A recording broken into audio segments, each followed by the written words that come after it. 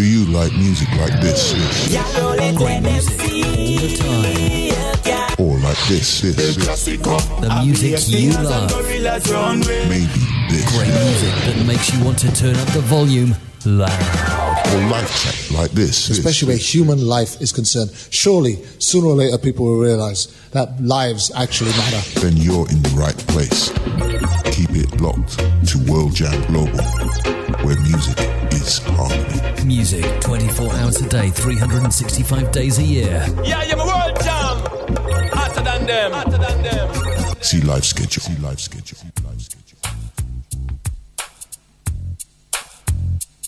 I want to wish you another fantastic day, weekend, whatever it is that you're doing. Believe me, I've just finished work. Yeah, I work. This is just my passion.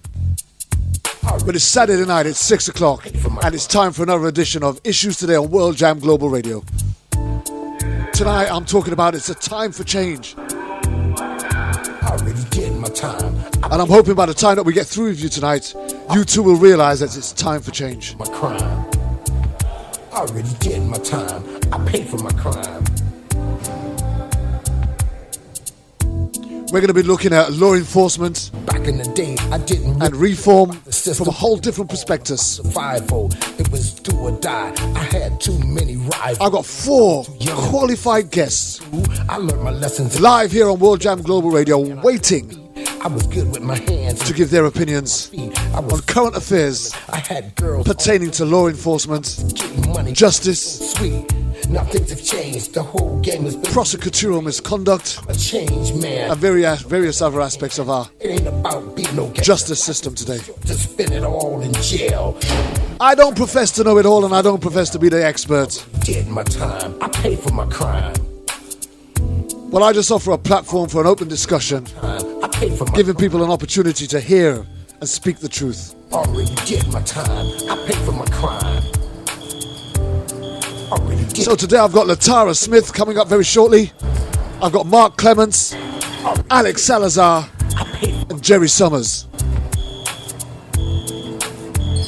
All have been guests on this show before, So more drugs and and all have had something absolutely on supply. I'm not proud. significant to say. That's why I'm telling And today I'm hoping for a significant contribution from each. I must admit, I was doing all kind of stupid shit. Now sit back and think it over. As we prepare, The life I used as we get ready, to do it again. I was young and dumb, as we kick back to get onto this subject, but I was nobody's chum. Me and Billy the Kid had just want to remind you, you can catch me again tomorrow morning at 8 till 10 GMT for my Wake Up Everybody Sunday Gospel Show. It's where I do church before church, especially all you where I swap my talking hat for a DJ hat. The opening statements are going on right now. He could be facing life in... Very cold here in the UK.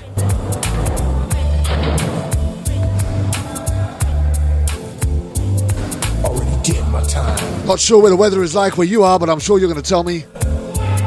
Already did my time. And if there's something that you want to talk about or you want to tell us, you can get us on www.worldjamglobalradio.com.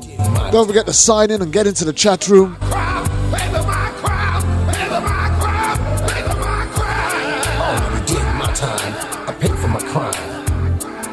Already did my time. I paid for I got 4 eager guests waiting for you. I'm trying to get this felony off my back so I can get my life on track and have the right to vote and live like an ordinary citizen again. This is my message to all of my friends in the pen, statewide, worldwide. There was not a man I couldn't beat. I was good with my hands and very quick on my feet. I was swimming in women. I had girls all over the street. I was getting money. Life was so sweet. Now things have changed. The whole game has been rearranged. I'm a changed man. Don't need no gun in my hand. It ain't about being no gangster. Life is too short to spend it all in jail. Trying to cope with You've got to do all of these checks and tests just to make sure that we're live. I paid for my So wherever you are, you can get us on www.worldjamglobalradio.com, or you can tune in via the TuneIn app, which is a smartphone app. already did my time. I paid for my Listen in or watch, whichever one you feel. But please do remember that the recording will be available after the show and posted on World Jam Global Radio, as well as the Issues Today Facebook page. I was a drug dealer, sold more drugs than Superfly, but I never got high on my own supply. I've just had to rush back from work. I've got I do a day job. I was filling in for somebody else today. I must admit, been on holiday all week. Shit. But I wouldn't miss this for all the tea in China. The life I used to live, I wouldn't do it again. I was young and dumb, my brain was so numb. I was a real Forrest Gump, but I was nobody's chump. Me and Billy the Kid had a lot in common. On a week where Oscar Pistorius had his sentence doubled. I'm just wondering why such a celebrity star had to wait so long to have what I would have considered a just sentence. We don't actually get it that good where we come from. The opening statements are going on right now. He could be facing life in prison. But at least for once, justice seems to have been done.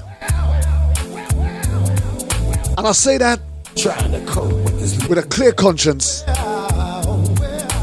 because in all the miscarriages of justice that I've ever witnessed, sometimes we see celebrities get away with stuff that we know that they shouldn't. And that's just as wrong as an innocent person getting sentenced for something that they shouldn't. If not worse, because it almost seems like there's a favor going on here. And I remember watching the trial live as all the evidence was being presented, and for the life of me, I couldn't work out how that man managed to walk out with the sentence that he did. Give us this day, I think. Meanwhile, we got brothers and sisters up and down the country, all over the world, forgive those who trust being sentenced harshly for crimes that they didn't commit. Evil, for thine is I'm going to talk some more about that today. Glory forever and ever. Amen. So I kind of don't want to waste not much more time. We've got 4 guests who's going to be champing at the bit to try and get on and say their piece. And so without any further ado, let me introduce my first guest. And it's wonderful to have her back on the show. It's Latara Smith. Good evening, Latara. Hi, good evening. Thank you for having me again. Oh, it's my pleasure. You're not having a good time at the moment either, are you? Well, there's been a few difficulties this morning, but praise the Lord, I pulled through it. It was the strangest thing ever.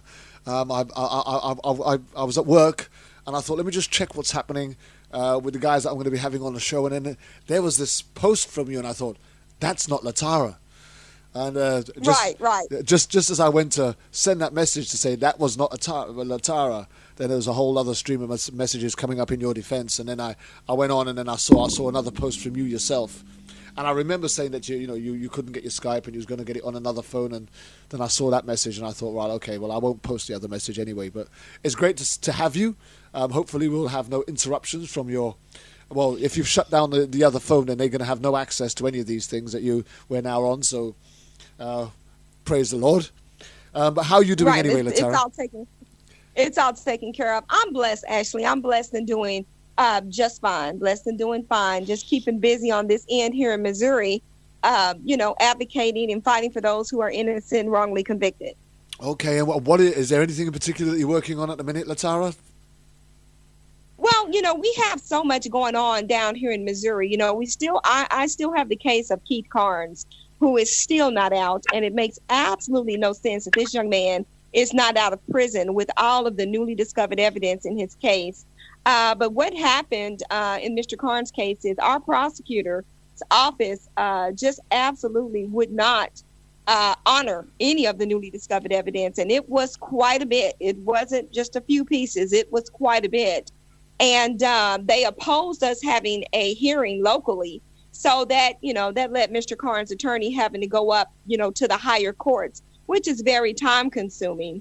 And, with us having the recent release of Lamont McIntyre over on the Kansas side, where the district attorney there, Mark Dupree, did the opposite of what our prosecutor here in Missouri did. He allowed a hearing. And to this day, Mr. McIntyre is now free. Amen. So we're fighting issues like that over here. A lot of prosecutorial misconduct and prosecutors not adhering to the responsibilities and ethical standards that they are supposed to operate in and under.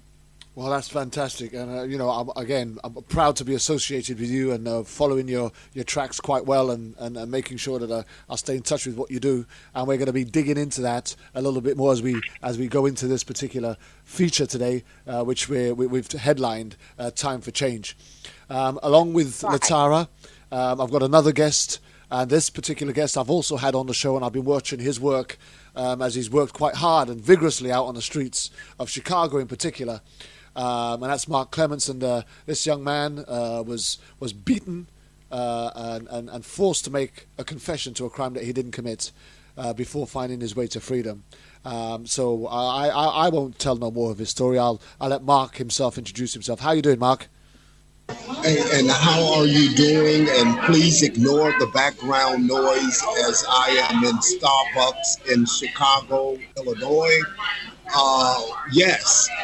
You know, John Burge in the city of Chicago, he tortured confessions out of more than 200 African Americans and Latinos. And you know what bothers me today is the fact that society can function at a level of normalcy, ignoring the fact that still this day it's paying out millions and millions and millions of taxpayer dollars to hold innocent people inside of our prison system. Being 16 years of age myself in 1981, that was a situation in which I was taken to, I'll never forget it, Area 3 violent crimes in Chicago. And taken to Area 3 violent crimes, being called nigger boy and nigger MF and smacked and beaten, having my genitals and testicles grabbed and pulled.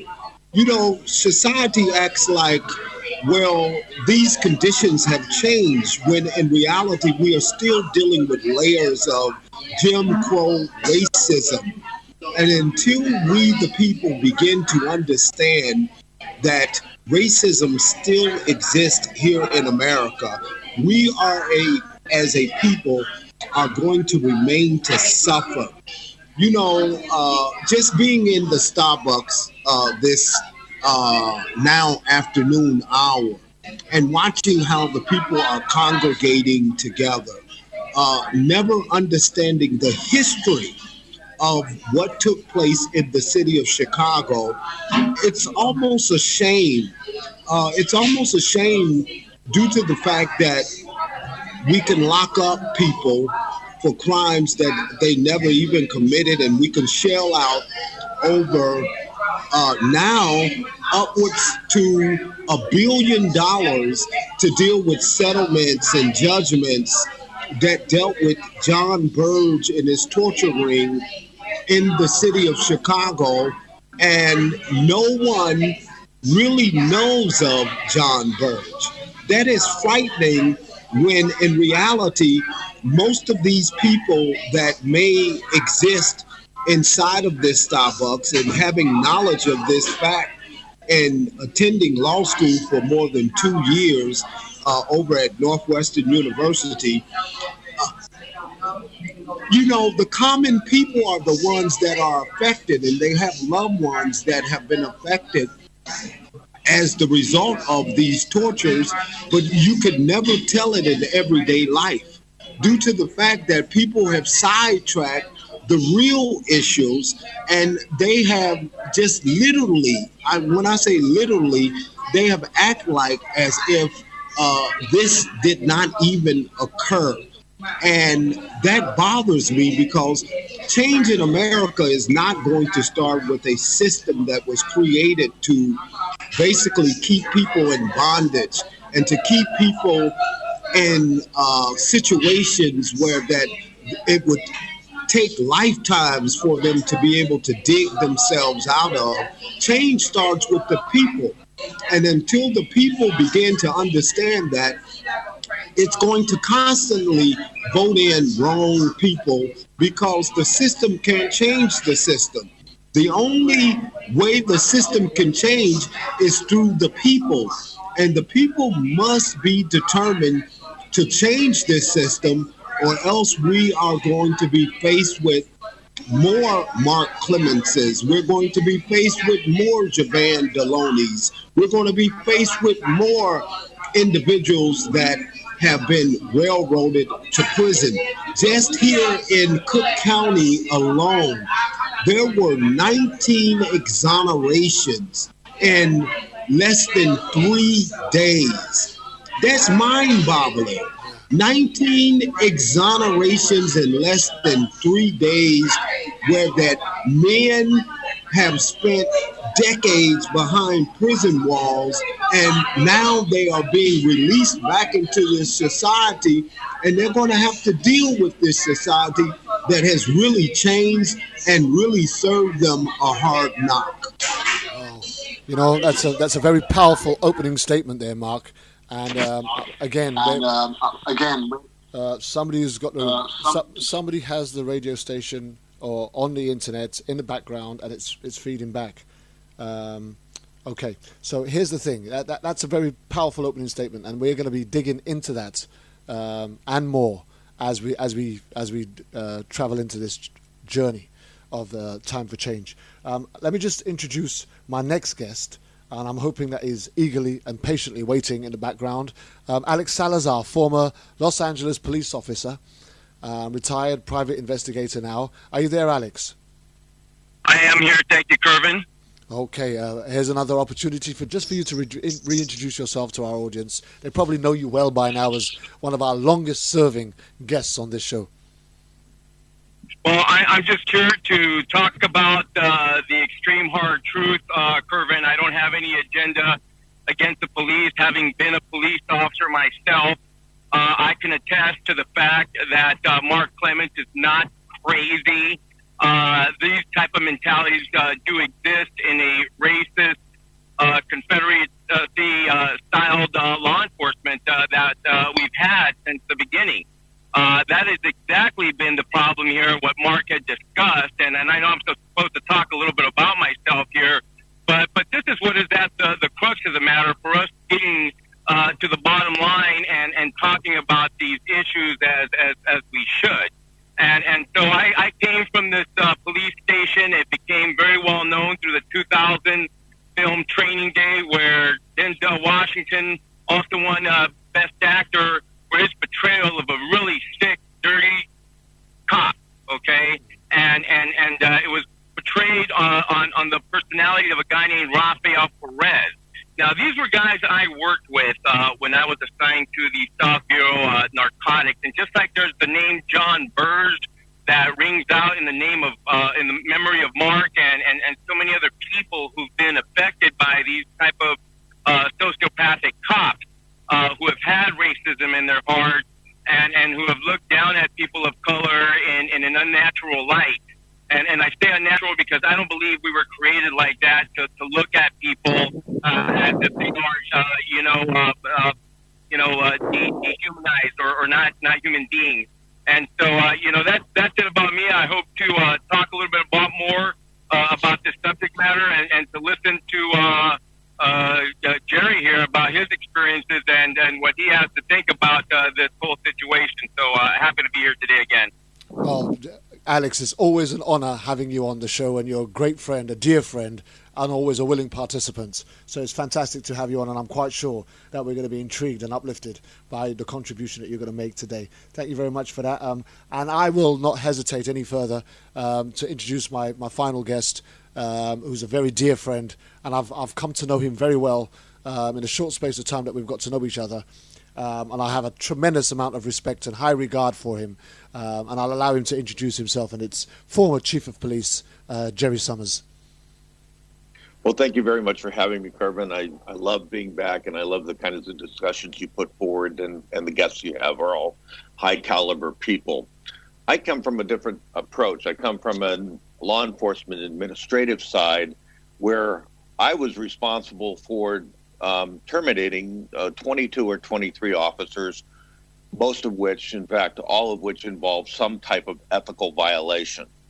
I come from an area that's predominantly Caucasian, not a lot of color in the demographics of the city that I represented, although we were town, so we had a lot of flavor come into the town. We were truly a colorblind police department.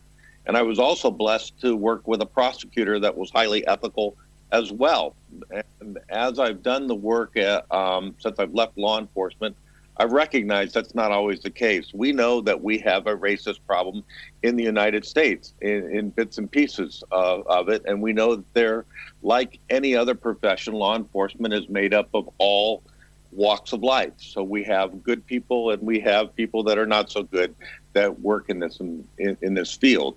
The one thing that I want to get across that's predominantly heavy on my heart, and it has been for a long time, is what the U.S. Supreme Court said in Berger in 1935.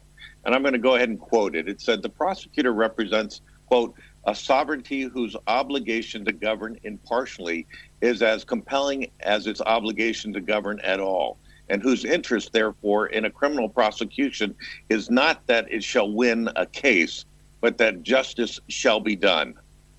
Now, that's in direct opposition to the way our system is set up, because a prosecutor who is tough on crime and gets a lot of convictions is the one that gets promoted and becomes governor of that state eventually, if they have political aspirations. And my strongest feeling is that we need to change our criminal justice system completely in twofold. We need to remove absolute immunity from the prosecutors and turn that into a qualified immunity, much like police officers have. And we need to have some open records so that the taxpayer, as well as individuals in the community, know what the police and the police administrators are doing.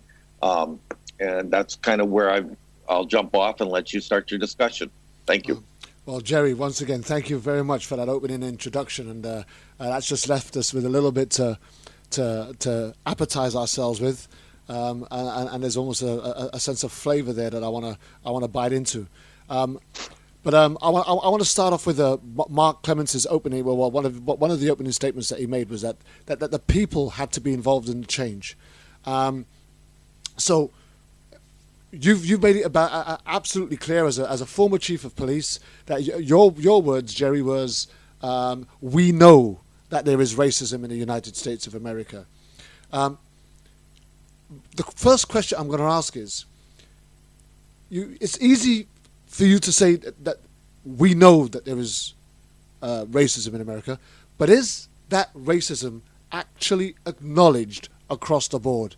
And I want to throw that first at Latara, because Latara, do you feel that this racism that Jerry says that we know it's there, do you think that they actually acknowledge that in the way that they handle most of the, especially those miscarriages of justice that we see happening quite haphazardly across the United States of America? Of course, I feel that way, and I see it, and I personally experience it, because since our last show, I am now a licensed private investigator here in the state of Missouri, and wow. I have problems. I am denied getting in some of our local prisons. I'm denied to get into county jails. They make me go over and beyond to get in, when I know that other investigators of other races don't have to go through that. So yes, I know it exists, and like I said, I've been personally affected by that as a private investigator. And Mark, are you there? Have we got you still, Mark? Yes, I'm still here. Yes. So when you hear Jerry make that statement that we know there is racism in the United States of America, how did that racism visit you in your particular circumstance, in your case? Well, racism exists, and it's Jim Crow, really, because in reality, 200 African Americans, all Caucasian cops. The Caucasian cops, not now one of them have been held accountable for tortures, despite the fact that the city of Chicago has shelled out millions upon millions of dollars, and now admitting that tortures did occur in the city of Chicago. It's very racist. It is a shame that this type of conduct can occur, and the people literally has remained so silent, and that's the problem. You know, it's the people that have remained silent while government has remained to function, and it is literally basically all Caucasians that is carrying out this silence, along with African Americans that is in political office that is afraid to basically speak out.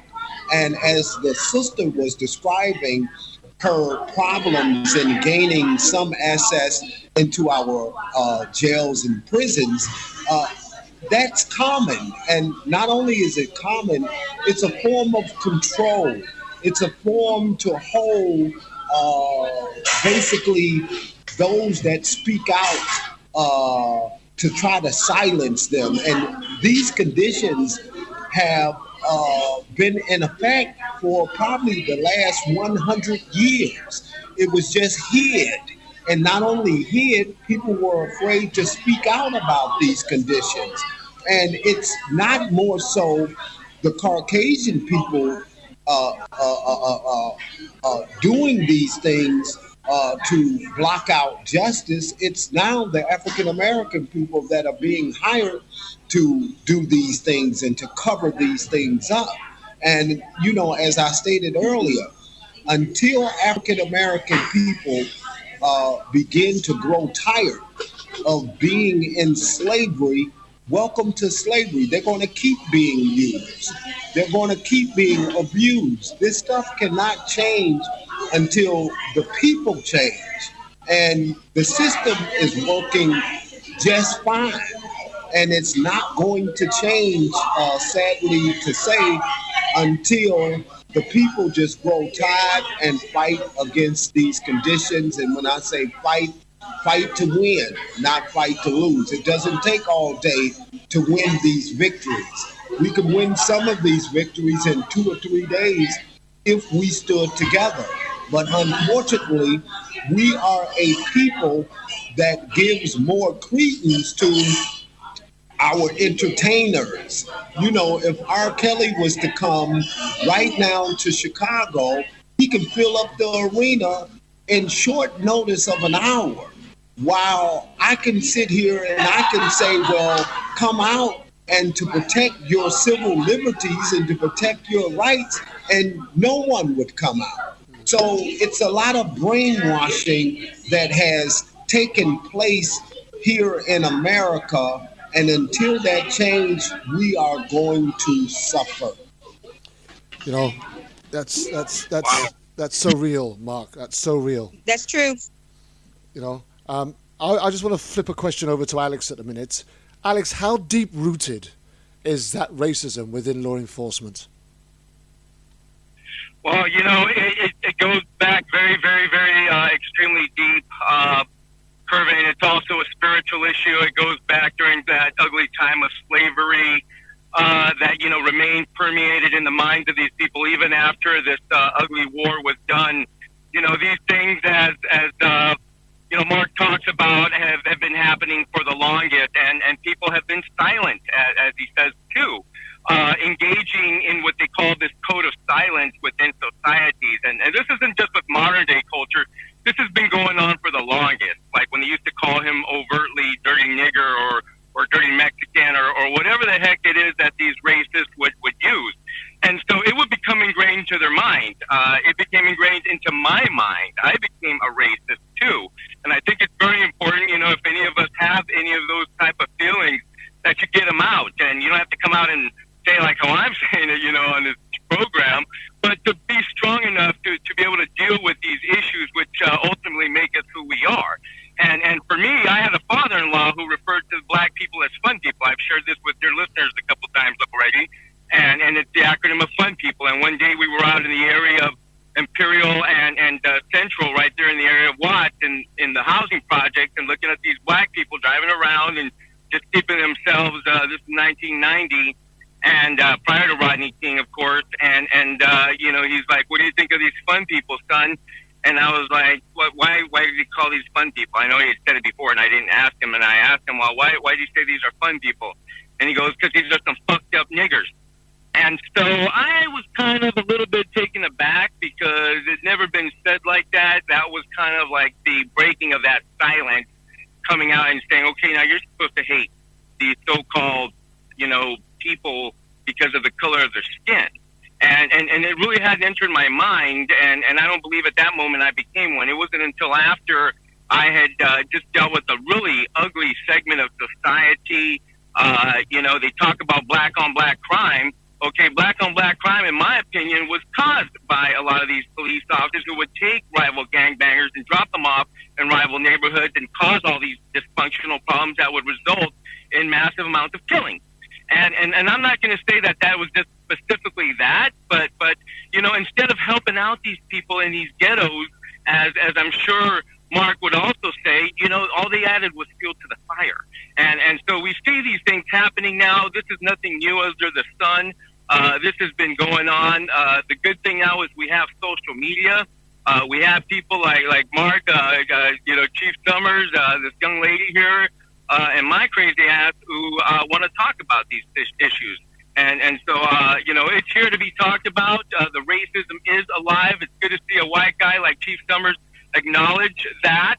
That's very important. That's Jerry Summers. Jerry Summers. Yeah.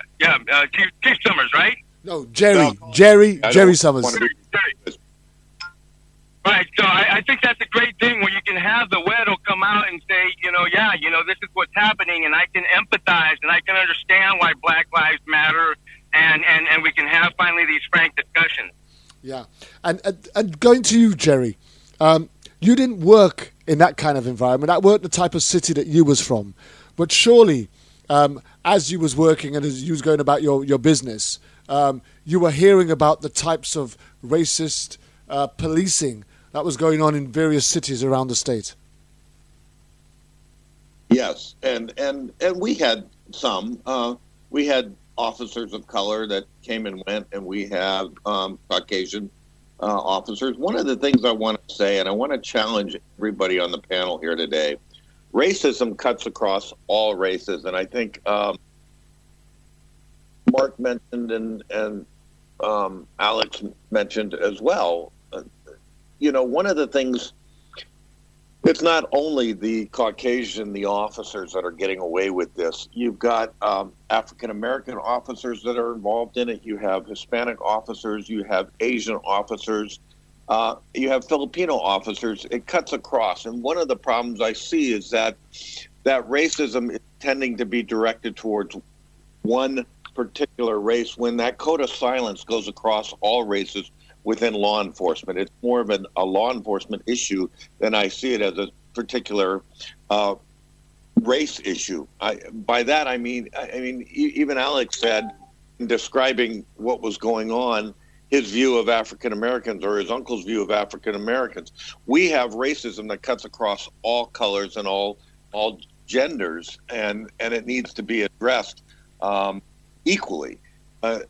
Police officers have the same issues that the rest of society has, but let's also please acknowledge that it's not just a white and African American or white and Hispanic problem. There are African Americans that refer to white people as crackers and Hispanics as spics, and it goes across all lines. Now, don't get me wrong. I will be the first to acknowledge that different segments in different parts of the country have it worse than others. But prejudice cuts across all human beings. Yeah, right. And that, for me, let me just say really quick, Kervin, is that with the institutional racism that I recognize and that I've gone on TV with Cheryl Dorsey and Captain John Mutton discussing the phenomenon of institutional racism, it is as Jerry says, that it cuts across the lines. But what happens here also is, as Mark said, is that they're brainwashed, okay? And this is what I saw happening, not just with the LAPD, but also most recently where we saw the head of the Los Angeles County Sheriff he's going to federal prison because they thought that they were so powerful that they could come across and attack, these FBI agents who were investigating them. I mean, they really thought that they were that high and powerful that they could do that. Now, to date, there's been over 21 of them, and of course, the silence is that no one ever talks about this. Hey, look what happened here. This is big. And so, until we can recognize that this has been a white-controlled institution right from the very beginning, then that is where the problem lies. But yes, it is most definitely, it's infected the minds of a lot of these black officers, Latino officers like myself, which I call Tio Juans. The blacks call them Uncle Toms, the ones that just go along with, okay, yeah, they shot him in the back, we got to cover up this now, and so what if you call them nigger? These guys become that too. They become thinking that, oh yeah, they're not these thugs, they're not these gangsters, and that they are somehow also to some degree white. Mark, I know you're listening on this. What's your response to Jerry's particular statement that the racism is more across the board and is not just generated towards African Americans? Well, I would say that racism is not across the board. Let me tell you, I remember being married to a Caucasian and how I would use her to go inside of the police station to free the black people that had been arrested, and how I would be silent even though I was well known clearly across the entire city. I would be silenced by the police. But here it is, someone who was not known, but because of the color of her skin, she could literally walk inside of the police station and not just speak on their behalf, but to free them. So I think that sometimes it's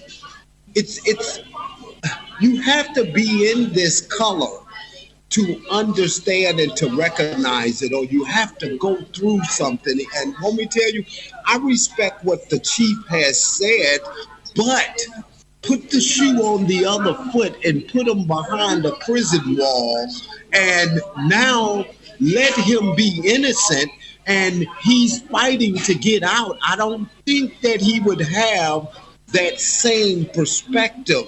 I think that he would see a different perspective of individuals that find themselves inside of a cookie jar, so to speak, and they have to crawl up like little roaches, and every time they get to the top, they get knocked back down. Racism is responsible for 99% of the problems within our criminal justice system. If you really look at it now today, look at all of these faces that is coming out of the prison systems and they're wrongfully convicted. I guarantee you they are African American. They come from poor families. They come from starved education. They come from environments where that maybe they were abused, or their mothers and fathers used drugs or alcohol. This is systemic racism. And until we begin to change that notion, it's the same way, for an example, how we have reached a notion and we have said, you know, these kids are out here committing these violent acts. Let's do away with them. And now we say, let's give them a natural life sentence. If you look at the color lines, go to Houston, you're going to see the color lines of those young children being upwards to about 85%. In Chicago, the color lines is 74% African-American children that is serving a natural life sentence. So are you telling me that one race is more violent than the next race? I beg to differ. And until we put away the racist notion and mindset, make things clearly on an equal playing field, man, we're going to still keep on dealing with these problems. But I do understand why the chief said what he said, because he's looking at it from a law enforcement perspective. But I guarantee you, if you put him inside of a prison just for 6 months, he would not share that same perspective. Never again. I'm gonna come back to that in a minute, but firstly, I just want to go across to Latara. I just want to ask Latara, do you see it being anything outside of race? You know what? Actually, I hear what the chief is saying. I hear what Mark is saying. But I have to say here, of course, my thing is fighting wrongful convictions. And I can say here in our state, in Missouri, okay, I can't necessarily say it's a black thing with all of these individuals here that are innocent and wrongly convicted, because here in Missouri, we have just as many white people that are innocent and wrongly convicted as we do black. And when they're going through our judicial system here in the state of Missouri, they're all treated the same, meaning they're not getting justice, whether they're black, white, red, purple, or green. Yeah. They're not getting justice. They're getting denied. Their constitutional rights are violated. I don't care if it's a black person, white person. I mean, we've had white people who were wealthy and innocent, wrongly convicted. And because their families, were wealthy and had access to funds, they didn't have to utilize the Innocence Project, but they still sat in prison 10 plus years fighting for their innocence, the same as, a black person would do. Only thing different with some of the black people that are innocent and wrongly convicted is that there were not the finances made available to pay for post-conviction relief representation. So they're having to lean upon the Innocence Projects, which is making them be in prison even more the longer because of the long waiting list, okay? And that's one reason why I became a private investigator, because one thing the Lord had said to me is, Latara, they could have Johnny Cochran as an attorney. It wouldn't matter. We know that Johnny is dead and gone. But the point is, he was a good attorney. And so what God was saying is, they could have the best attorney in the world. But if they don't have the newly discovered evidence to get them back into court, okay, that an attorney can base a motion by to get them in court, they're not getting in. And that's why I became a private investigator. And I can say, if I've got 20 cases, how about this? 15 of them are pro bono, because they can't pay. And I have white clients and black clients. They can't pay for the private investigator services. So, as part of my ministry, I offer it to them free so that these men can get that evidence they need to get back in court. So it's here in Missouri, it's not a racial thing about it being innocent, wrongly convicted. It's just we have a corrupt judicial system here in the state of Missouri.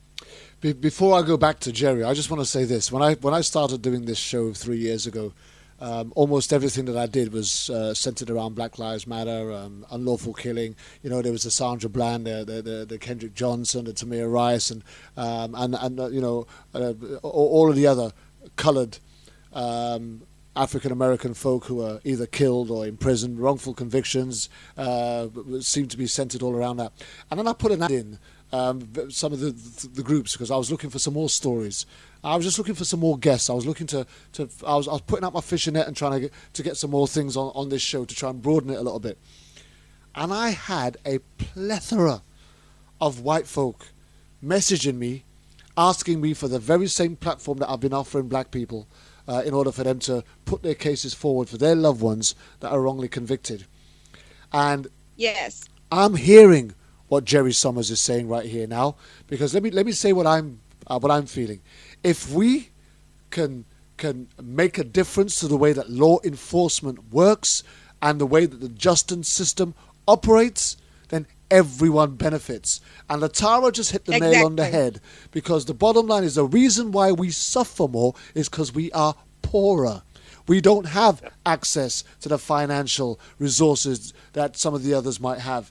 And because of the color of our skin, people are not likely to come forward as quickly to support us in our battle for freedom.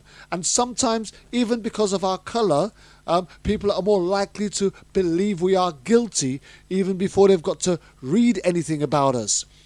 which is one of the reasons why when I do these stories, when I have these people on my show, I use the opportunity for them to characterize and personalize these individuals, right? So that we can get to know the character behind the person that was killed or arrested or convicted, so that people can see another side to the one that the media projected out there when they wanted to convict them or find them guilty or justify their deaths. But going back to that, I can also understand where Mark is coming from, because what he's saying is, as a black individual, it's a lot. If Jerry was to put himself into that black individual's shoes, who doesn't have that resource, who's not gonna get an easier way out, he wouldn't see it the same way, and he wouldn't. Kervin, can I add something? Go ahead, Latara. And I understand where they're both coming from, but this is what I see here that is really sad to me. Okay, is because we have African American organizations such as the NAACP, okay, who are here in Missouri, they're like almost inactive. And for you to be this type of organization, okay, and we have all of these African American people that are innocent and wrongly convicted, and they can't get the support from the NAACP to come in and advocate on their behalf, that's really sad. So I brought that up because I hear Mark continually saying, we as a people, we've got to do something. And you know what? I agree with him. But I can tell you, my experience here in being in Missouri, I can hold a rally and 25 people will come. And let me tell you something. 25 will come. How about, we'll get no representation from anyone for the NAACP, but also, it's just people won't come out. Like he said, they'll come out for a concert, they'll come out for some foolishness, but when it comes time to come out and advocate and speak up about your rights and other people's rights and stuff, you can't get them to come together. So there's no unity. That I see that is very damaging to us as a people. There's no unity. So I want to say that. Yeah, absolutely agreed. And here's the thing. Law enforcement or bad law enforcement or racism is only part of the problem in getting people wrongly convicted. One of the things that I've found in nearly all of the stories that I've done on wrongful convictions, and it stands out more than anything else, it's not just been the corruption of the police force. It's not been the racism of the police officers that have been involved. One of the things that have stood out for me more than anything else has been the poor representation of the of the defense attorneys who have been supporting these individuals supposedly against these wrongful convictions, who don't work hard, when would you talk about color? I had a woman by the name of Shannon Helton, and I'm trying to remember her husband's name, Keith Helton or something like that, right? But this guy has been in prison for 20 odd years for a crime that he didn't commit. And the only reason, and bearing in mind, he's had his conviction overturned by 3 state judges, twice by federal judges, but he is still in prison. And the only reason that man is still in jail is because his defense attorney did not file for the appeal in time. That's it. That's what happened in Ricky Kidd's case here in Missouri. Got nothing to do with the guilt or the innocence. Simple. And here's the thing. The defense attorney had a death in his family, which was distracting him. He was a poor representation anyway, and there was no doubt about that. It was this man was poorly represented by this guy, but this guy got himself caught up in his own family issues and forgot to post the appeal paperwork in time. And this is the reason why this man is still behind bars today, even though he's had his convictions overturned by federal and state judges. Now, so to me, the racism is... Yeah, go ahead. Kervin, if I could just say something really unique to the young lady. I don't want to butcher your name. I'm sorry. But she mentioned she's from Missouri. And Missouri, I was there. That's where Ferguson was at. And I became friends with David Witt and a lot of the people down there, and I covered it. The filming of this real life situation of this town that was lost back in time, or so it seemed. Having been an LA cop, I come back and you see that all these police officers are all white. And then what I learned there about is that it was there in Missouri that they had the Dred Scott decision. The Dred Scott decision was in the 1840s, and it was where a gentleman tried to appeal him becoming a free man because, he had once lived in I guess, a free state, but they said, no, you're still a nigger, basically, and no, you cannot be who you want to be or anything like that because you're destined to be nobody. And so what we look at here now at the present day time, nothing has changed, really, when you analyze this whole situation. We're still grappling with a very resistant civil rights movement that has come to kind of it was at a grinding halt, but now it's all over the open, and it's become a runaway train. There's a very difficult demon here to control, which, for so long it lay dormant, and well, now here it is, how are we going to deal with it? And so, I feel good that we're dealing with it right now because, this is the only way you defeat this monster, that until it's spoken about and people really get angry, well, then the genocide is going to continue because you're going to have blacks, whites, Asians, Chinese, or whatever, who are going to become assassins, trained exactly how the system wants them to be, and no one's going to do anything about it. The apathy which we are seeing here, where people just don't care, or it seems that they don't care, is something that needs to be dealt with to energize. Perfect point, and that moves me quite significantly onto Jerry, back to Jerry, because Jerry, I felt you 100%. So for me, the title of this show is Time for Change, and things are going to have to change, and they're going to have to change from the very root of what law enforcement and the judicial system is all about. And I know you are an advocate for change, and I know you're an advocate for reform. So where do you see this change first start having to take place in order for it to take root and start to work its way up through the system? Well, okay. First of all, please, from now on, refer to me as Jerry, not Chief. That's a title that I no longer hold, and I don't want to put as on a pedestal because of the position I once had. I'm working just as hard as each one of you is working in our own separate ways. So it's Jerry Summers. Secondly, I see the problem, and I think Latara got it correctly. It's a socioeconomic problem more than it is a race problem. Yes, there's racism, but the injustice in the judicial system is predominantly because people don't have the money to get the representation that they need to get. When accused with a serious crime, you're looking at a $50,000 to $100,000 bill to defend yourself. That's why 97% of all cases that ever people that are charged result in a plea bargain. The problem is once you plea bargain, the concept of most people is that we can get it overturned on an appeal, or we can work on it. And the problem you raised, Kervin, is that once you're in the system, it's no longer about justice. It's about rules and procedures and policies that have to be followed and timeframes that have to be followed. That's why people that once they get in, whether they're wrongfully convicted or they were forced into a confession, which should never happen, but it happens, stay on prison for 20, 27 years. And the most recent case was of Mike Morgan in Texas, where Ken Anderson was the prosecutor. Mike Morgan was charged with the death of his wife and one of his children. He's a white gentleman. And what we found out was that through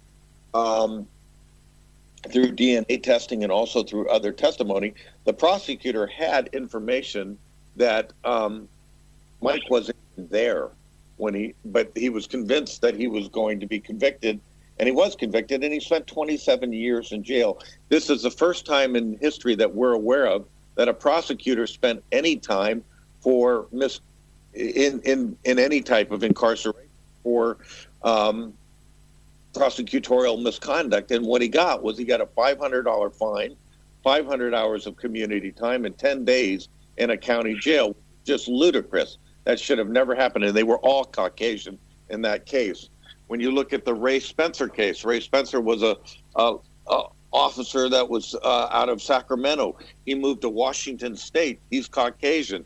His wife accused him, got his children, accused him of sexual molestation. He spent 27 years in prison, only to find out that there was recantations and DNA evidence proved his innocence. And he prevailed in a large settlement and wound up being forced 13 years later into a binding arbitration and got pennies on the dollars of what he actually won. The problem is it's a socioeconomic problem, and it needs to start with the system itself. In the Ray Spencer case, if you go and watch on YouTube, it's a argument before the Ninth District Court of Appeals, Ninth Circuit, in which one of the justices asked the attorney representing the county that he got the judgment over, is it a violation of due process if you think somebody's convicted or somebody's guilty and you don't have the proof, or you're too lazy to do it, that you can make up evidence and put it in? Is that a violation of due process? And the attorney right in the Ninth Circuit court said, no, it is not. And that is our problem. Our problem is that we're allowing false testimonies, we're allowing wrongful convictions, we're allowing coerced admissions to go into court, and the end is justifying the means, and there is no penalty for those who are perpetrating that on the individual, whether they're white, black, green, purple, or any other color. You know, we had a case in 2009 here in the UK, and a guy by the name of Sean Hudson spent 27 years in jail for a crime he did not commit, and he was given £46 by the government to restart his life. £1.70 for every year he was wrongly imprisoned. Now, this guy was white, and although majority of the cases I've seen here in the UK have been predominantly against black Caribbeans and black folk in particular, and majority of the cases that I hear about stateside is predominantly against African Americans. That's by no means the fairest measure of prosecutorial misconduct. I think we highlight it more because we maybe shout about it louder, and I think the statistics will show that most of the cases are against African Americans in America and black people here in the UK. And you won't argument from me on that. I agree with that, and but it's not solely. It's not exclusive. I agree. So for me, in order for us to win, it's not to fight the fight against race. It's to fight the fight against bad law enforcement. It's about fighting against bad judicial systems. It's about fighting against bad working practices. It's about trying to put right the wrongs that make this system work badly for whoever has to enter it and find a way to defend themselves. And changing that system to making it more beneficial for everybody will then obviously, inevitably, make it more beneficial for African Americans and black folks right across the board. Would you not agree with that, though, Mark? Yes, I totally agree. And, you know, the bottom line of it is, I agree also with the police chief, the ex-police chief. The bottom line of it is that still, you know, African-American people have been at the bottom of the totem pole, so to speak. And let me tell you, until that change, you know, the eyesight of that is different. And to the sister in Missouri who is the investigator, yes, the NAACP has really missed the mark, but the change starts with us. until the people hold them accountable, those conditions are going to remain the same. And I know that we're short of time, but I want to bring out about the fact that there is a young brother by the name of Javan Deloney who has been in prison for 27 years of his life, and he goes to court on Monday. He's dealing with torture, and in the city of Chicago, that's all that we're dealing with in our criminal court systems is torture. So I just wanted to throw that out to you. Absolutely. Latara, going back to you, right? Yes. You've made it plain that in your private investigation and especially in Missouri, that you're witnessing it right across the board. What changes do you think should be made, and where should those changes start in order to and it's not just about making it fairer for black folk, it's about making it fairer for anybody that enters the judicial system? Well, first of all, it starts with people need to educate themselves, because you can't confront something that's wrong if you don't know how it's wrong, and you have to know how to confront it. And so it starts with people educating themselves. And then from there, like I said, they're able to stand up and speak up for themselves and then begin to hold these individuals accountable. If you never know that there's special responsibilities or rules of a prosecutor like 3.8, then you will never stand against your prosecutor and say, hey, listen, I'm holding you accountable. You need to follow these ethical standards here. I mean, and so that's what I have found. A lot of people don't know is they're not educated to know, they know that they're being violated, but they don't know how, and they know, something's not right, but they don't know exactly what's not right. So once you find out what's right and you're able to go to those people and say, hey, listen, this right here is what you're violating, then that's when you're going to get some action. And that's what makes me a different type of advocate here in Kansas City, because I'm going to look up policy and I'm going to hold you accountable according to policy. Okay. And that's what it's going to take. Here's where the problem starts for me, though, Latara, and maybe Mark can come in on this when I've finished, because I think that he may very well resonate with this. Here's where the problem starts for me. For most of the individuals that I've interviewed, for most of the individuals that I've spoken to, through most of the stories that I've looked at, researched, and had brought to my attention, one thing stands out. Most of these people, not in a million years, imagine themselves to be caught up in this thing. Most of these people that are wrongly convicted do not even live those lifestyles. They're not in those circles, right? They're caught on the hop. Then they believe, and I've spoken. And Jimmy Dennis was a perfect example. His whole family were a family of faith, right? So when the wrong was done, his immediate reaction was, well, justice will be done. I'll be exonerated. I'm not going to go down for this because the right's going to come out of this. Right. So most people think, hey, they've got the wrong guy. They're going to know they got the wrong guy. I'm going to go to court, right? And they're going to hear that they got the wrong guy, and I'm going to go home. And then they get this crappy defense attorney who does absolutely nothing to defend them, and have them railroaded into a prison sentence they should have never had. So how do these people acquit themselves for these potential sentences when they don't even know that they were going to be facing this issue in the first place? So surely the change has to start with the system. Sorry, Mark, yes. Maybe you want to come in here. And let me tell you, that is so exactly right. Because, as a 16-year-old child, I would like to have enjoyed my years rather than to spend 28 years of my life hemmed inside of someone's prison. I think that I would have been a great production to society. However, I was demonized by a criminal justice system that desired that they wanted to make money off of me.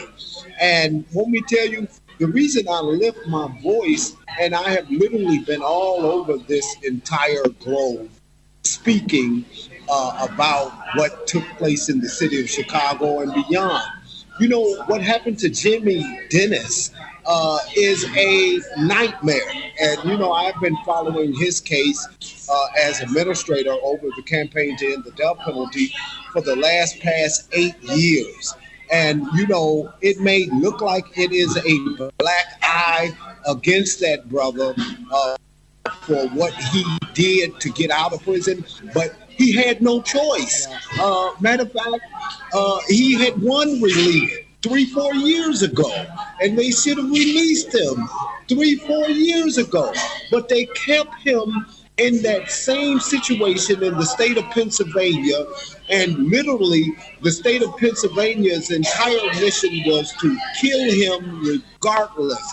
It goes on back to Missouri, the case of Jesse Clements on death row in Missouri, and how we had to beg the governor, and by the way, being a Democratic governor, to show this man some mercy. So I deal with things a little different. It's called stick it in your nose type of approach. And I deal primarily with Texas and Texas governor, who has really been just completely ignorant to the fact that innocence must matter. And Rodney Reed still being on death row in the state of Texas, this stuff upsets me due to the fact that these are my colleagues, meaning those little lonely prisoners. And I've sat at dinner tables with governors and whoever you may, and that's what I bring to their attention, is that we must change. There's no love in this society. None whatsoever in love. It's just like once we complete this program now what's next? A perfect line to end on that particular note there, Mark.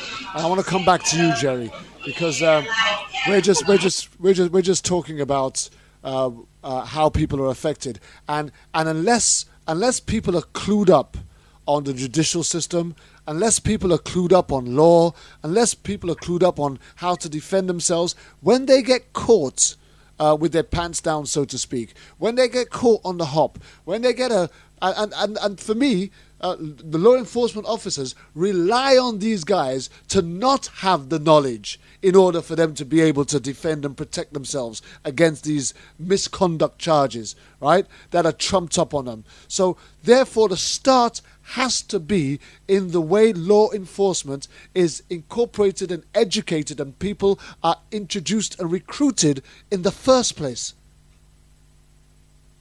Yes.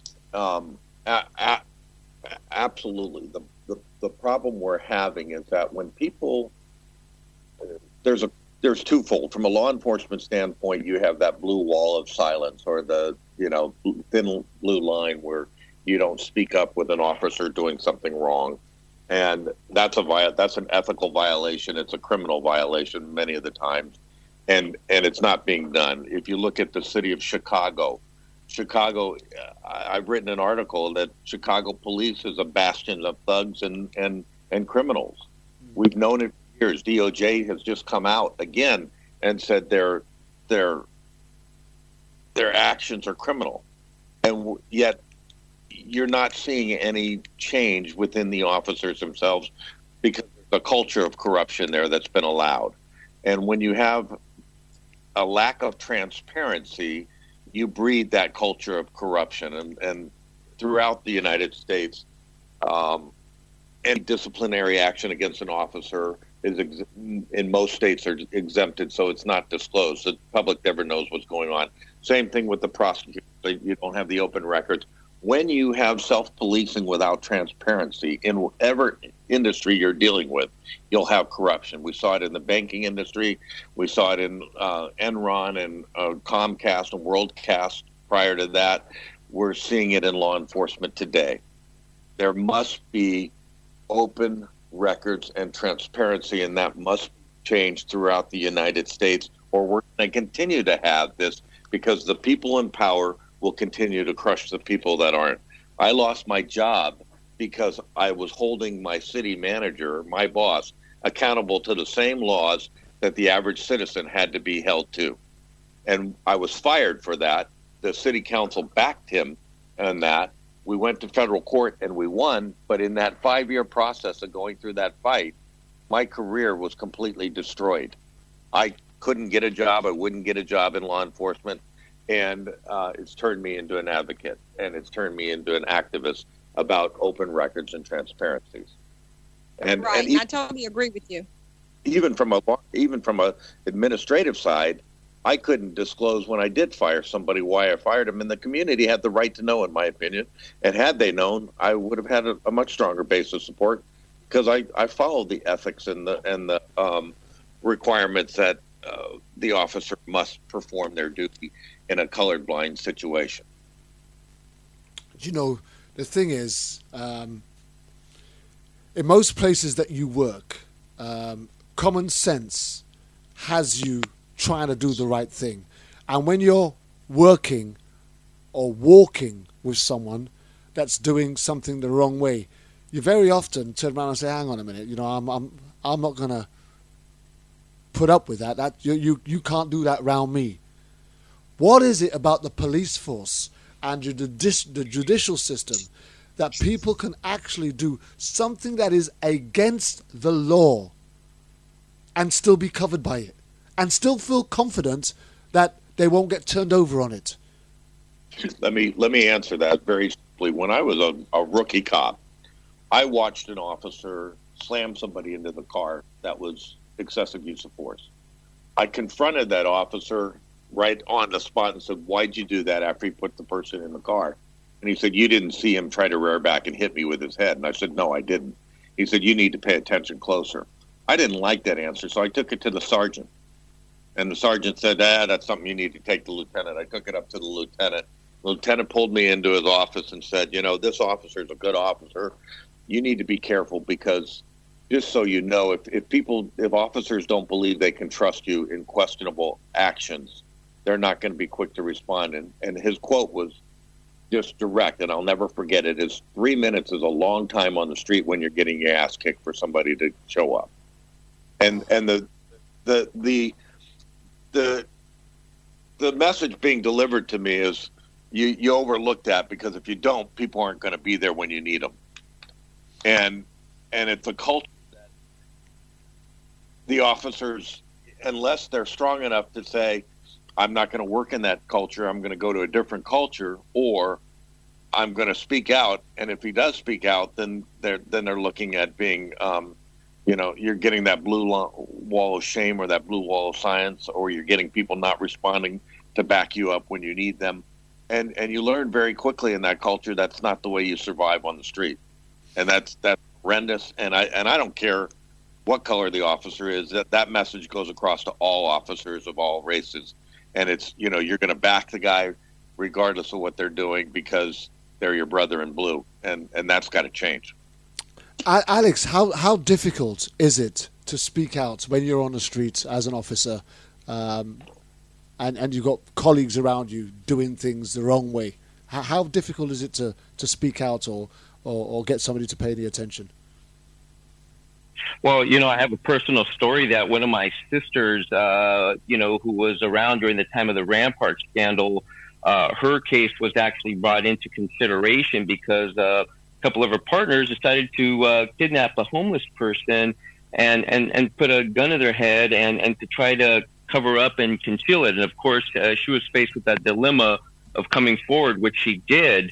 And so, it's something that's very, very extremely pervasive, this code of silence, the same thing that a friend of mine by the name of Frank Serpico, whom Al Pacino played very well in the movie, was a person that had to go through this, where they threaten you that you're not going to have any backup if you come forward with this type of problem. And it's true, it extends through all races. The problem is that this is a white supremacist organization here, okay? And you're trained this way, and you are taught not to question the so-called chain of command. As Jerry here mentions, he tried to do the chain of command. But what do you do when the chain of command, the so-called leadership, is rotten at the top? When everybody gathers together and they make you seem like you're the crazy one. What's wrong with you? How come you're not playing ball with us anymore? It's kind of like a wink, wink, MFer, we got you, and there's nothing you can do about it. And much less a person of dark skin, who was put into that situation and who is then, forced to defend himself, of course, just like Mark Clemens here. He had no say, no choice, no nothing because of the color of his skin. And it is this system here that we are still controlled by, which most people, it's not that I don't think that they don't care. It's just that they're not awoke. And the good thing that I do see about this whole situation is people are waking up. People like Jerry here, for example, he's such an important advocate. They took this white guy and now he's part of us. He's part of the many other unique men and women of all creeds that stand behind people like Mark and this young lady here who is fighting this mountain of madness there in her home state. But I mean, it's not just relative to Missouri or anywhere. This is all the United States way of thinking, that when they came out with this proclamation of all men are created equal, we now know that was a lie. And I'm glad that we're finally exposing this craziness now. Two things. First, I remember, Alex, do you remember when we did the story with Antoinette Houston? Do you remember the story? Oh, yes, most definitely. Yes, I do. Was, and that was a black woman who had no racial issues. In fact, she dated police officers. She had, and in her circle of life, she had never encountered racial prejudice from police officers. She didn't operate in a circle where that took place. She was a black woman of pride, a working black woman, and came across an absolutely dreadful experience, which was to change her mindset forever. Now, I want to flip that, because on the other side of the coin, in 2014, you had a homeless guy by the name of Kelly Thomas, who was beaten to death by 2 Californian officers, who were eventually set free and found not guilty of manslaughter or murder or whatever it was they were charged with. And it was agreed that they'd use reasonable force on a mentally ill individual, where a video clearly showed the officer going on to put on the rubber gloves before walking over and pounding the man to death. Now, my issue is, whether it's Antoinette Houston or Kelly Thomas or anybody else, when there is clear and overwhelming evidence of absolute wrongdoing, how on earth does any judicial system refuse to hold those responsible up to task? Because this justice system that we're talking about, this justice system that we're looking at, whether you're black, Chinese, Mexican, or Asian, is so uniquely one-sided and unfair. It's not about color. It's about protecting the system if you're in it. Now, surely that's not law. That's not justice. That's just bullying with a badge, right? Don't know if you want to answer that, Jerry. Yes, it is. Mark, can you mute that for us, please, my friend? Yeah, go ahead, Jerry. It is bullying with a badge, and you see it. The people in power and the political people, the ones with the political power are the ones that drive. The answer, I don't really know how to answer that, other than if you look at the last 50 years of Brady violations through the United States Supreme Court, you see the Supreme Court not holding the justices accountable, the justices not holding the prosecutors and defense attorneys accountable, and you don't see either one of them holding the police accountable. So you have a systemic failure of the system, of the laws that are already in place. And the only way that you're going to get that kind of accountability is if you get the transparency that you need, and the people, the voters themselves, rising together and banding together. The four of us, if we're working together in unison are much more powerful than any one of us or the five of us working individually. And we need to get people to come together as a voting base and change things, and that's going to start with transparency, because as long as something can be buried and hidden, it will be, unless it's going to create a political nightmare for somebody, and then they'll address it. Absolutely. So I want to just flip over to Latara a minute, because we all know what's wrong. We're all complaining about what's wrong. We can all see what's wrong. And most of the organizations, most activists, most protesters, they're all pointing out what's wrong. But we need to start talking about what could be done right. Because until we start talking about what could be done right, nothing is going to change. Mark said in the beginning that the people have got to be involved for the change to take place. But if all the people are going to do is keep on pointing out what's wrong, we're not going to get anywhere. Would you agree, Latara? Yes, I do. And I say that all the time. And that's one thing that I constantly preach here, to people. Because I have quite a few followers, and I tell them, I said, listen, we can talk about it, but you have to be about it. You understand what I'm saying? Because they're not going to pay any attention to you until, you want them to be like, oh my God, here she comes. I know some of these people think, oh my God, here comes Latara Smith. What is she getting ready to say? What has she found out? And Mark, I want to let you know, too, I know about being on both sides because I myself am an ex-offender. I've been out of prison now for about 18 years. So my fight is most definitely very sincere, as far as being on the other side and then now being blessed to have my freedom and be out and be free. It pushes, it pushes me to the next level in fighting for individuals who are incarcerated, because I cannot imagine being in prison for something that you didn't do, or it's horrible. So, Kervin, what I see here as well is that, we have a lot of talkers, but we don't have enough doers.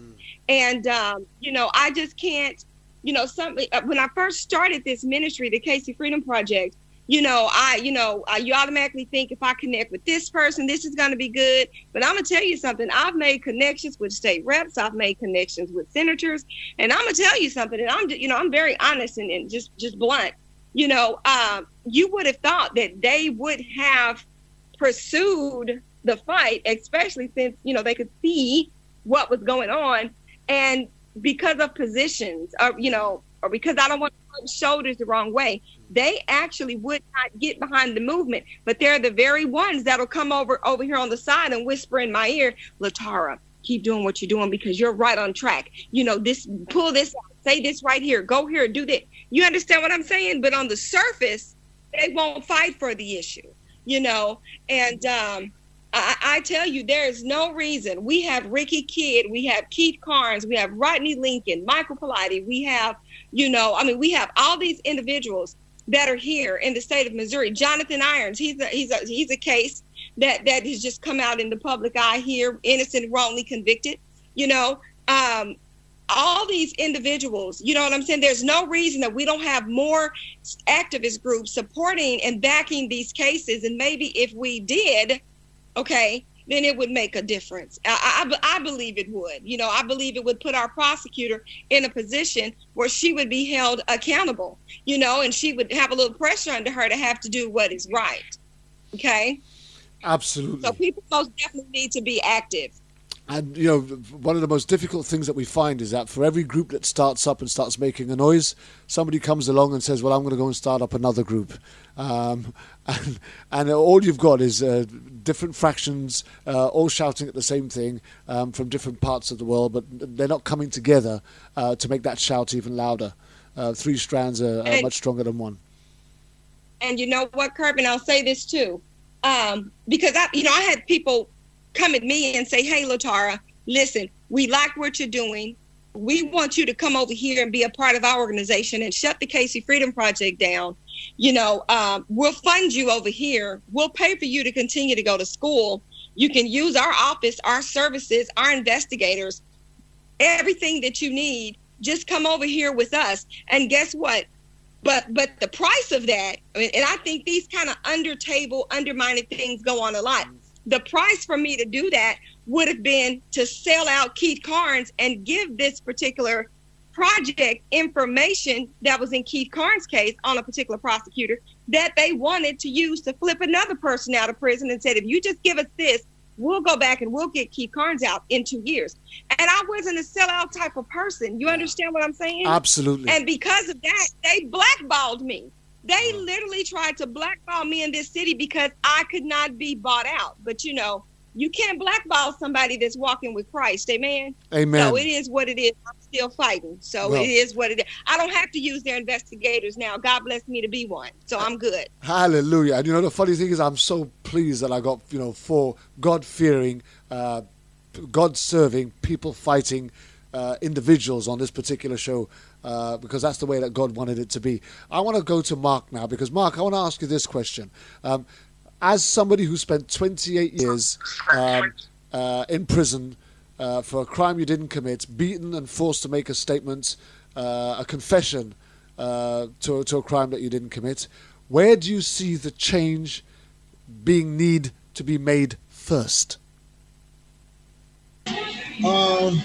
And I'm going to answer this question, and because of other obligations, I'm going to have to cut out, but I want to answer this question. You know, change and what must be done for change, it requires the integrity of human beings. The integrity of human beings recognizing the fact that, first of all, you don't beat people inside of interrogation rooms. Second of all, you don't lock up the wrong people after someone else has committed a crime, but you diligently seek out finding the sources that is responsible to hold them accountable. And with our judiciary within the U.S., we have not seen the accountability on the levels that we desire to see them. We have seen sugar-coated justice as a form of justice. We have seen political football games rather than justice. We have seen a playing field, but we have not been equal on it. And until we, the people, begin to understand that we are the commodity of the game, then we are going to literally just sit back and not do anything. We're going to think that we are in a great world until we fall off of Humpty Dumpty's wall. And when we fall off of Humpty Dumpty's wall, it doesn't necessarily have to get us. It can get our children. It can get maybe a relative in our families who we adore so much, and it could take away their precious productivity out of this society. You know, there's not one John Burge torture survivor that has been released out of the prison system that is not suffering post-traumatic stress disorder. There's not one John Burge torture survivor that has gotten out of prison that has become to be filthy rich or has been compensated on the levels that they desire to be compensated on. You know, matter of fact, just last week, a young lady by the name of Nicole Harris, who spent 8 years inside of a prison, a jury felt that she shouldn't get anything, and they didn't give her anything. So as a result, this means that she spent 8 years inside of a prison in which prosecutors and everyone else now admits that she was wrongfully convicted, but she can't be compensated. So until America changes the way that it thinks, we are going to suffer here in America. And I wish I had another story that I could sing here, but it's reality. Until we change, we are going to suffer. Well, Mark, thank you very much for your contribution. I hear the fact that you need to bail out because you've got stuff to go and do. I just want to take this opportunity for thank you for joining us on today's show. Thank you. And we look forward to catching up with you again And real let us soon. not be strangers. Let us not be strangers. Let us not be strangers. It's 4 individuals on this line, really 5. Let us begin to dialogue and begin to exchange little information how we can help each other. Let me tell you, the best ability is this. Now I know the sister out of Missouri. Why do I need another speaker out of Missouri when I got this sister here? You know, the Bible says this, that I can do all things through Christ which strengthens me. Amen. And it says that we are destroyed for a lack of knowledge. Until we come together in unity, we are going to be destroyed. And with that being said, God bless you all. Mark, absolutely. Hallelujah. Amen. Thank you very much. And I hear your call, and we will not be strangers. I look forward to meeting and speaking with you again. But I want to swiftly move on to Alex Salazar because, Alex, you still there? Yeah, I'm right here. You know, Mark is making an absolutely valid point there, right? Yes, he is. Yeah, Mark is always presented the most powerful viewpoint ever since I got to know him, and also Pam Deegan, God bless her, a beautiful white woman who brought us together and who have been supportive and who understand, his problem, to maybe not to the exact degree of what he went through, but something that is just very, very powerful. That it's an experience that, I mean, who would want to go through that? And who can even come close to imagining, what he suffered, getting his genitals, toyed with as a child? Because at 16 years of age, he's still a child. He's still a kid. He's innocent, but for him to be who he is nowadays, here helping out, that's just another testament, and for me, I can only say that atonement has to occur in order for there to be change. I mean, you can go and you can fight all these battles, but until the oppressors, learn of what they did and they acknowledge of what they did, then there isn't going to be any change. And we saw that happen with a police chief, as you know, my good friend Kevin Murphy in Alabama, in the city of Montgomery, where he made his police officers take off their badge, Cradle of the Confederacy, where they were these hardcore racist, cops that were made later on. A couple of years later, Murphy sent them to go sit on the back of the Rosa Parks bus there at the Rosa Parks Museum. And then the ultimate thing that he did was he apologized for the ass kicking that they gave John Lewis and the people who crossed that bridge on Selma with Dr. King. And so, until they can say, yeah, we did all these things and we're sorry, we don't want to be that anymore, we want to change this culture where we can treat people as unique human beings, we're not going to go anywhere. This problem is not unique to Los Angeles or to any of these other cities, as Latara says here, it's happening in this little town here where all these people, they look to her as someone that God is using to shine the light on this microcosm of a problem that we're talking about here that is just so immense, and somehow, it's screaming that all this, madness that has been hidden for the longest under the code of silence. Jerry mentioned, these different professions, but we look at the Catholic Church here a few years back, all these pedophile priests coming out where mankind for the centuries had hidden this corruption here under the veil of God. And so, this is something here that's much bigger than us as human beings, but it goes a lot for us as a society to have these intelligent conversations that bring forth without getting really mad, what else could this happen in this beautiful atmosphere that you provide, Kervin, police chief, former police chief, and I know Jared doesn't like to be called that, but, people like that and other former cops like John Mutch who are running for sheriff drag out and to be authentic leaders. We're not just talking about any kind of leader, but authentic leadership where you have these real leaders who want to look at these issues that Lataya might bring. Lataya, I'm also a private investigator too, and I also specialize in wrongful conviction cases. And it really truly is, like beating your head against the wall because, it's just you and the system, this system that has been there for the longest and it was created by white supremacists and now people like ourselves, like Jerry and John and Mutt and David Cooper and people like Jerry, are forced to deal with these systems that are so resistant. And Jerry said something very powerful too. We have to turn the justice system literally upside down and revamp it from bottom to top to really take into account the mental illness problem that exists. We can't keep on killing these people because we think, they got the devil in them. They might kill us, and I'm in fear for my life. We need to have innovative thinking and research with respect to fear management control, which is one of the things that Kevin Murphy talks about is fear management. Instead of these police officers just opening up, well, he brought a knife to a gunfight. I'm sure you heard that before, Jerry. I had to shoot him. That is the thinking here nowadays is you bring a knife to a gunfight, you're going to be killed.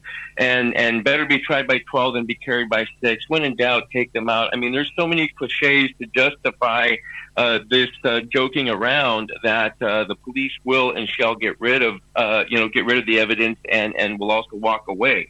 And so these things here, until we change the culture, really truly deal with the culture, and you get these people here, which I think we're chipping away at it a little bit.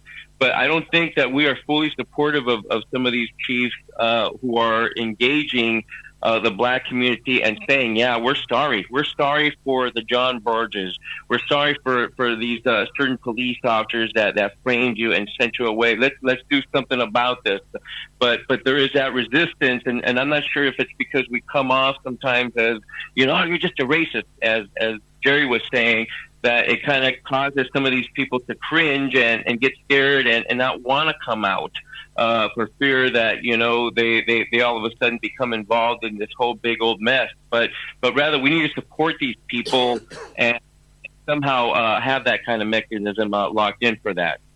Absolutely. We've had the privilege of having at least 3 great former chiefs of police from various states on this show. We've had David Cooper, we've had Justin Powers, and Jerry Summers, and it's not a coincidence that all 3 have talked about the inhumane way and racist behavior of police in the various states that they've occupied. I think Justin Powers from Tennessee, right? I think so. Right. Okay. Yes. But here's the thing. I'm not living in cloud cuckoo land. When I was growing up, I remember them talking about justice in a case where you were on trial, where the weight of evidence needed to be beyond reasonable doubt. That was always the phrase used. And when you watch TV and you see these crime shows, or you see these shows where they're in court like Law and Order, they always use this term, beyond reasonable doubt.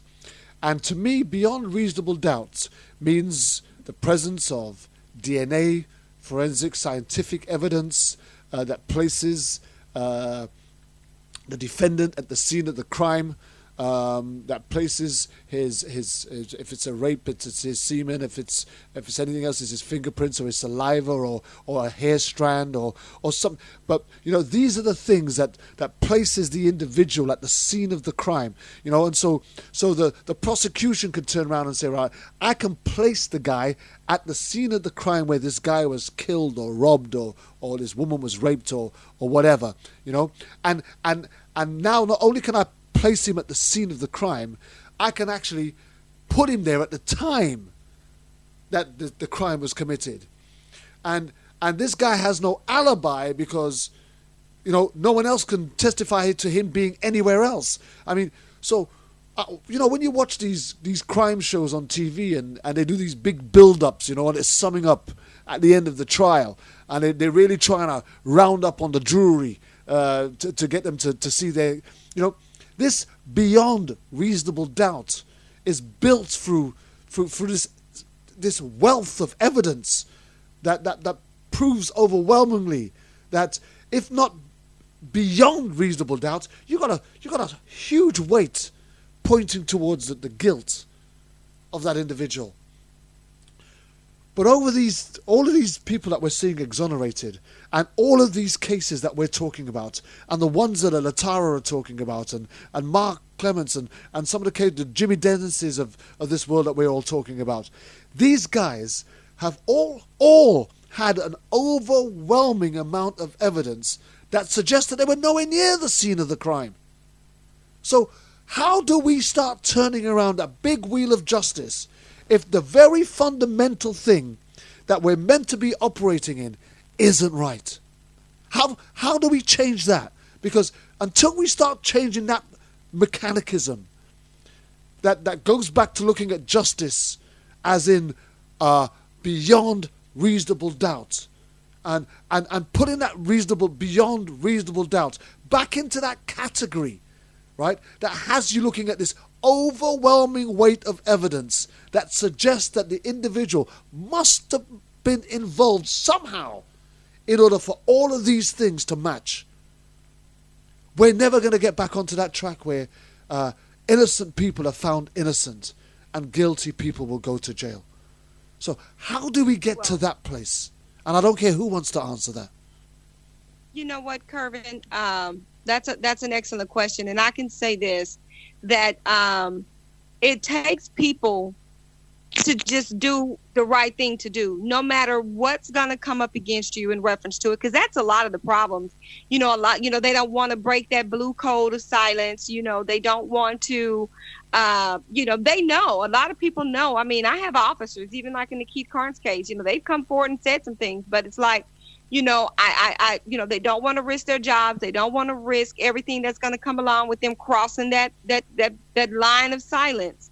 But I have even experienced that myself because, my nephew was murdered here back in September of last year, but he's been dead now a year.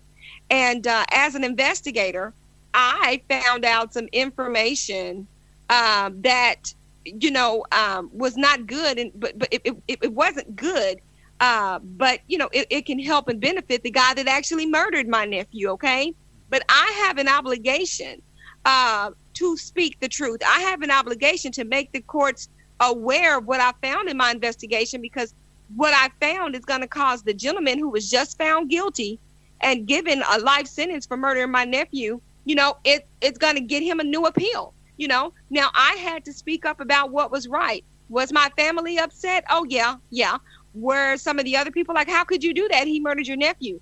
But that was the right thing for me to do. And I'm not talking about from a Christian aspect. I'm saying being someone that works in this field, as an investigator, if I found something in my investigations that showed this young man's constitutional rights were violated, I have an obligation to speak up, no matter if that was my nephew he murdered or not. So it's going to take people. You're just going to, we just have to pray that God put people in place that's going to take a real stand and do what's right and remove those that aren't. Because as long as we have people in there that are not going to walk in integrity, that are not going to do right, these things are going to continue to happen, unfortunately. And you use the right word there, because the word that's missing from all of this is integrity. Prosecutorial misconduct is all about lack of integrity. Bad defense attorneys is all about a lack of integrity. Corrupt officers who are creating prejudicial evidence to try and convict somebody that they know is innocent. That they all lack integrity. So how do we put the integrity back into law enforcement, Jerry? My opinion is that we have the laws in place, and we have, for those that lack integrity, the system is not holding them accountable.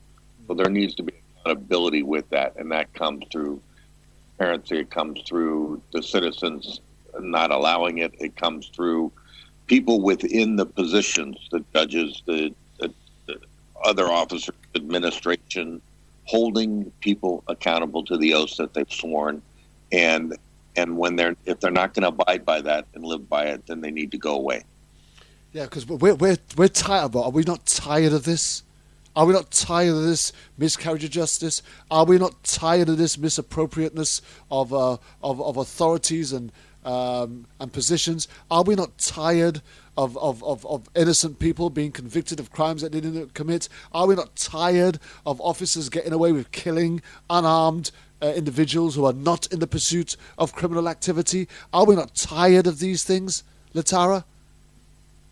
Oh yeah, we're most definitely tired of it. And that's what happens a lot of times. People get tired of it and then they just give up. They walk away. They don't stay with the fight. You understand what I'm saying? And you can't do that. You have to stay with the fight. You have to, you can't give up. You can't get frustrated. You can't just walk away. You have to fight. And that's what happens a lot, because it takes so much when you're working these cases, trying to set these people free that are innocent, wrongly convicted. It's very frustrating. I have to fight off all kinds of spirits of depression and oppression and everything because, when you're fighting these cases and you come up with the type of evidence that I've come up in cases and, we have found violations that the police officers, did. And when we go to try to, go and report with our licensing division and get their badges taken, and we've proven that they've committed felonies, and that's what needed for them to discipline them or take away their police officer license here in the state of Missouri, and when and they won't do it, they won't do it, and then when you report a prosecutor or you report an attorney for misconduct, they don't even. It's like a big conspiracy. But I tell everybody, you keep fighting, you keep pushing forward, and you add prayer to that, and you're going to be successful. At some point, something is going to give. Amen. At some point, something has to give. I can't agree with you more on that, Latara. And, when you think about something like Jimmy Dennis, who was on death row, sentenced to death, and he was on death row for 25 years. And during those 25 years, he could have been executed any time, right? Any time he could have been executed, and he may never have lived to have found out his innocence. It may well have been, post his death that his innocence was revealed, right? How do we right them wrongs? And then you've got the individuals that officers have shot dead, that have died at the hands of corrupt officers. Who have then, wrongly categorized these individuals as thugs or hoods or whatever in order for them to justify the kill, and people that have helped them cover that up. Now, if we are to see change, and we're talking about there's a time for change. Again, we said it. We've said it already, and I'm going to say it again. We keep talking about all the things that are wrong. We need to start looking at how we start putting it right. And again, I want to go to Alex if he's there, please. What quality are we looking for in an officer, in a police officer looking to join the police force or law enforcement, in recruitment, in order for us to start getting some officers with integrity back on the community beat? Well, what I think we're looking for is for people who really truly want to protect and serve, but just not the elite. We want officers who are empathetic to all individuals who have a concern for the homeless and for the poor, and really that's what the job of a police officer should be. Because if everything was right and everybody had money, there probably wouldn't be a need for law enforcement. But because the system is so stacked against the oppressed, against the poor, it is very hard to find those police officers that do come in. They probably come on initially, I know that I did, with the right intentions, but dealing with PTSD on the job as that became something that happened to me. I was afflicted by a very serious personal incident while trying to stop a robbery, and then becoming immersed into a culture. A culture, like I said, was depicted by Denzel Washington. You know, one of his famous lines was, "King Kong ain't got shit on me."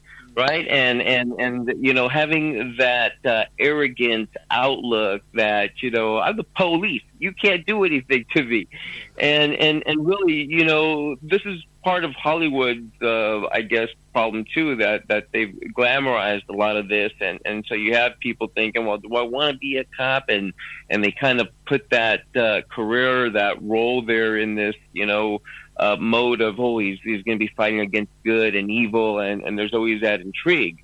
Reality is he who does chase monsters might become a monster, and we saw that happening in Rampart, but not just Rampart of the LAPD, but this was systemic wide within the department. And when they try to characterize, oh, it's just a couple of rotten apples, it usually isn't a couple of rotten apples. It's the leadership. And unless you have leadership that goes in and tells these young recruits, hey, it's okay to come forward if you see a partner that's treating someone bad, and for them to have that open door. But very rarely is that going to be something that will be made available. As Jerry said, you know, he tried to talk to two people on his tier of the chain of command, and, you know, going up to the lieutenant, and finally lieutenant tells him, hey, dummy, why don't you wake up? You know, don't you get it? You know, you're not going to have any backup. So, you know, I mean, it really does boil to the mindset of the leadership. You know, if you have, and not just because if you put a black person there, oh yeah, the black chief is now going to, you know, placate everybody. No, but this black chief has these, you know, tendencies. Oh yeah, these guys are assholes, and we got to lock them up like that crazy guy Clark in Milwaukee, right? I mean, really angry, and, you know, lock him up and beat him, and, you know, if we got to shoot him, kill him all. I mean, that's the mentality now that we're experiencing, you know, throughout the country. Actually, is you got the leadership that has taken on a tone of violence. And so they seem to feel emboldened. For me, you know, I don't have anything personal against them. What does scare me is that these guys don't like us talking about this stuff, and because it does hit home to the truth, you know. And when you have a former chief like Jerry just coming out on a forum here that's addressing with people who've been framed, you know, it makes us very, very, very extremely powerful. Amen. Amen. And Jerry, I mean, you know, we are coming up to the end of the show. It's only about 9 minutes left, so I think you guys are only going to have a couple of minutes each left to kind of summarize and round up. But I'm so glad that we entered into the conversation that we did at the beginning of the show, because to lay it down, I wanted to take it away from the race aspect, because for me, it's so easy for us to keep saying, oh, well, I'm black and I'm victimized. Yeah, I'm black and I'm victimized, and I know I am. But in all of the cases that I've seen, there's been such a widespread misuse of power and abuse by those who have it right across the board, that it's not just black people that suffer, but it's the poor, the impoverished, those that don't have access to initial resources. But, you know, in covering that, looking at the accountability and the traceability of what is needed, how much responsibility is it on the district attorneys to bring about that level of transparency and accountability to bring our justice system back on track? Well, there's a huge amount. I was blessed. I had a prosecutor that was honest, and he demanded from our investigations that we not only handle the guilt, but also any defenses to it. And we followed the facts. We didn't come to the theory that this person was guilty. We followed the facts where they took us, and that's where we went. Appeared on every major crime scene we were at, because he wanted to know it. The point is we have the prosecutor that's supposed to hold the police accountable. We have the judges that are supposed to hold the prosecutors accountable. We have defense attorneys that are supposed to hold both of them accountable. Ultimately, the system has got to take its role and its integrity seriously. And until it does, we're going to continue to have this, because in every major wrongfully convicted case, that doesn't involve solely DNA, you have prosecutorial or police misconduct, and that we just need to start holding those people accountable that are involved in that. Yeah, well, Kervin, Kervin, may I just echo what Jerry said? Just very powerful. Because what's happening here is you have an unchecked system. Okay, the system continues churning out these Mark Clements. Okay, and it's continued doing that until and when you have an incident that brings forth. Like what we had in the Rampart scandal. We had these guys planning all this dope and framing people. The same thing with the sheriff.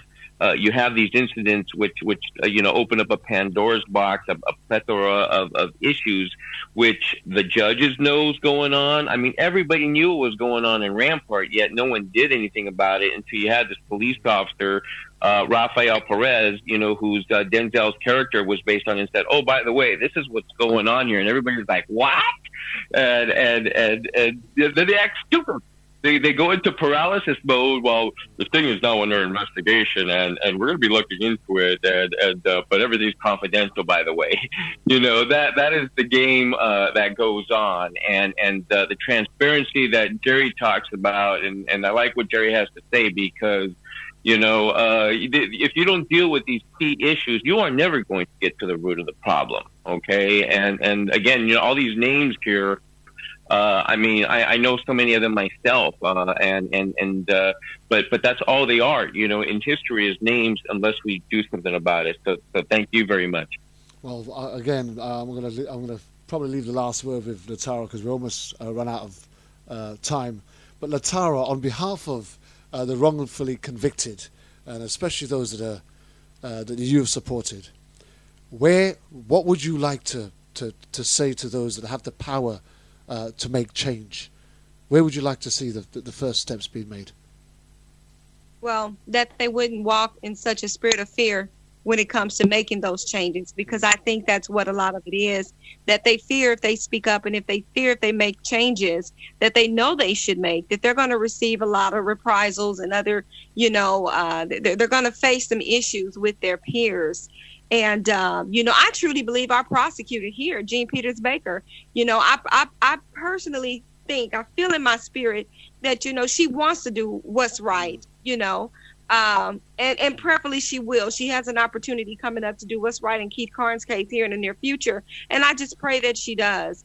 And I do believe the prosecutor over on the Kansas side, that most definitely Mark Dupree, he not only did what was right by releasing Lamont McIntyre, but he's also decided to implement a conviction integrity unit that is actually, it's going to be up and running January 2018. And that's what we've been pursuing here in Missouri for the last 3.5, almost 4 years. So, I just, wow, sometimes I get lost for words when I speak about that. But, I just wish, want them to just do what's right and not be afraid of what their peers would think or what may happen to them. And I believe our prosecutor may be at a point that she's going to do that. So, the one thing that I really thank God for is that I had some God-fearing people around me to talk about what we were talking about tonight. Because in yourself and Jerry and Mark and Alex, I know I've got people who are firm believers of who God is and the power of how God can move. And what I wanted to say more than anything else is, until we step away from that violent and aggressive response to what the oppressors are doing to us, we're actually no better than they are. We're using the same tools, the same methods that they're using to intimidate and persecute. So we've got to fight with the power of God. We've got to fight with the word of God. We've got to fight with the love of God. We've got to fight with the spirit of God. We've got to fight with prayer. We've got to get down on our knees and on our faces and pray to the Almighty God to put us in positions that we can influence and make a change, to give us an audience that we can represent and present our cases to put us around other God-fearing people that we can join as prayer warriors and pray into these situations and these circumstances. We have all, as believers, we've all been witness to the miracles of the Almighty God. And there can be no greater miracle than seeing God's people set free and set free from bondage and captivity and sentences that they never should have been involved with in the first place. So I just want I totally go on. Totally agree with you on that. And I always say it's only by the hand of God that these wrongful convictions are going to be overturned. And, Mark Dupree, the district attorney on the Kansas side, he actually is a minister of the gospel of Christ. Amen. So, I see God putting people in place. Amen. Amen. Well, listen, I want to say this before we depart. I like the fact that I've got this God-fearing team here together. And I want this God-fearing team to come back together again in the new year when we start reviewing some other things that are coming up, so that we can review it with a God-like mind. Okay. All right. Well, we look forward to coming back. Okay. So I thank you guys, and I think we've just about run out of time. In fact, I've got about 10 seconds to play out. So I just want to thank you guys, and I will send the link up as soon as the show is finished. Okay, thank you, Kervin. You have a blessed day. Thank you for having me. Thank all of you. Thank you, Kervin. Thanks, Tara and Jerry. Okay. Thank you all. Thank you guys. All. We're out of here.